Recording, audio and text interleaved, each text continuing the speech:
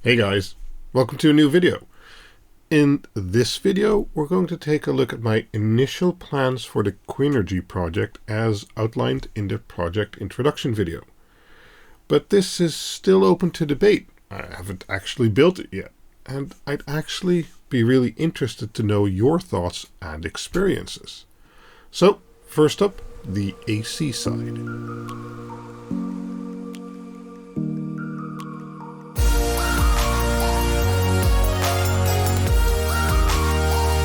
Right, as I see it, this setup will consist of an AC part and a DC part.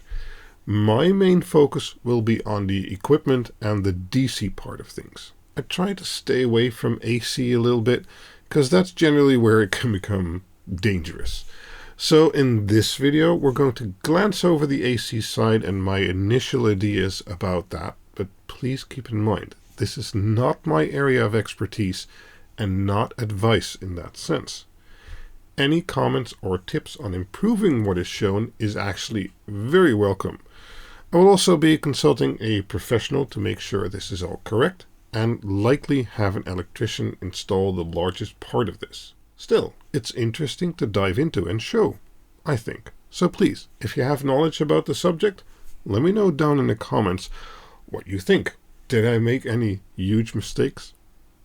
Right. So this is a quick initial drawing, mostly for myself to figure out where all the wiring needs to go.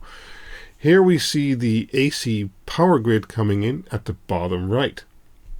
I have a 3x25 amp connection coming into the house, and this currently runs everything. We also actually have some three-phase equipment such as the 15 kilowatt heat pump, and it has both an inside and an outside unit which are connected with three-phase, and the solar edge inverter from, well, our solar panels, and potentially in the future maybe an electrical car. As you can already see in the picture, I'm looking at using Victron equipment. Their ESS system seems like the perfect fit for what I want to achieve. It's not cheap equipment, but it does seem very open in regards to communication with other systems such as Home Assistant, for instance. And from what I've read and seen, it's very robust equipment, so should last me many years to come. I'd rather build it right once than have to replace or upgrade it again in a few years. And hey, Victron is a Dutch company, so that's cool too. The first component you see after the grid connection to the house is an EM24 energy meter. This is required in the Victron ESS system.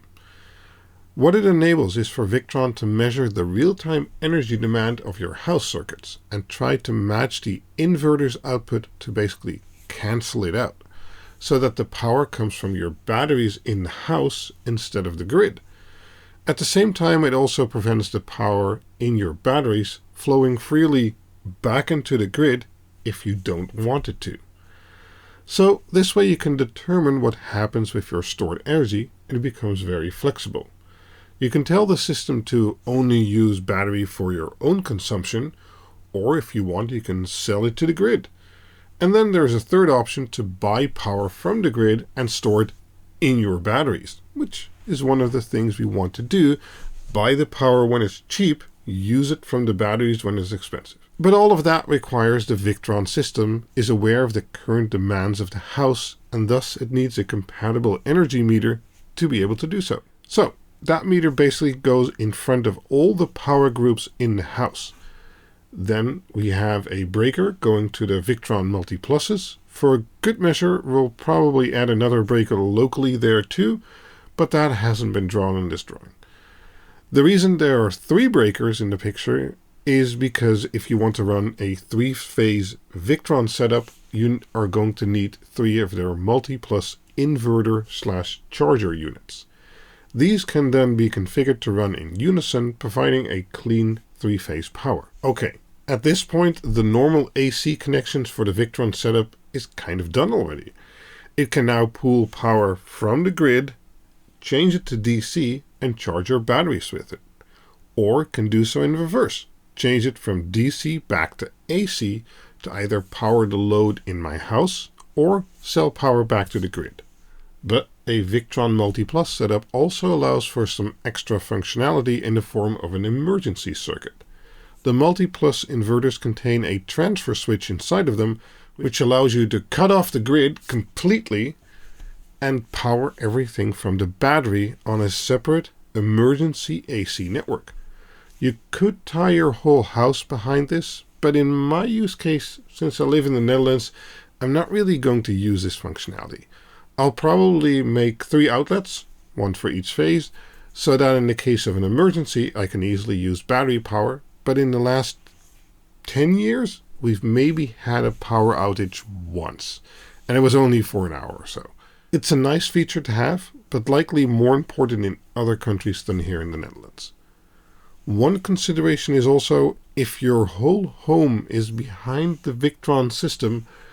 On the emergency side, any issues with the Victron system, like me playing with it, could cause a blackout for the whole house. So with the grid basically being always up, I think that's the safer way to go for now. But I am going to abuse this emergency circuit side to hook up my SolarEdge inverter to the whole system. I have a SolarEdge SA12.5K 3-phase inverter hooked up to 44 solar panels, which totals about 12 kilowatt peak. That's quite a decent amount of solar we have, and I would like to have it link into the Victron system directly, but sadly that's not possible because of the optimizers that are currently on all the panels. Still, the SolarEdge system does work great, so I'm not looking to replace it right now.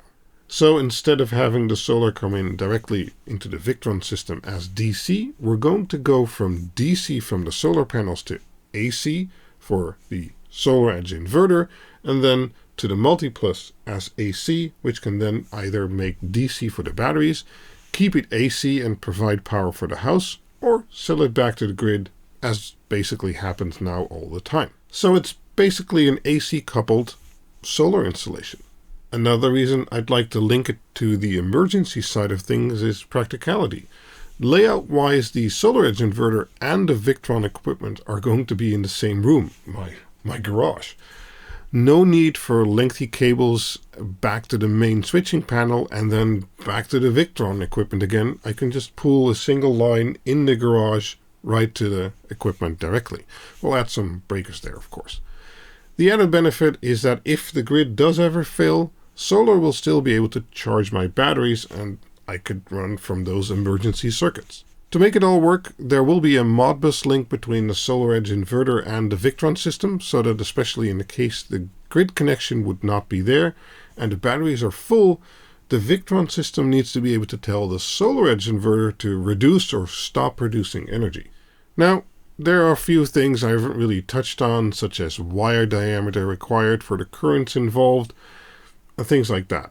Generally, your country will have codes for that, which wires to use, and I'm just going to follow those. And well, that's it really for the AC side of things. It's less interesting, and I don't know that much about it, so I can't tell you everything. And as I mentioned before, this drawing is very crude. I'm going to consult some people to make sure this is all done correctly. And as I said, I'll also hire an electrician to do most of the work and make sure it's up to code. But still, I'd love to hear your ideas or your experiences in this so far, and if you maybe have some remarks or things I need to change. Have you ever worked with Victron stuff before, or are you like, what? Victron? Why would you buy that? Buy this? Let me know in the comments. And then soon I'll follow up with the DC part, since this video is already fairly lengthy. I'm going to move that in a part 2.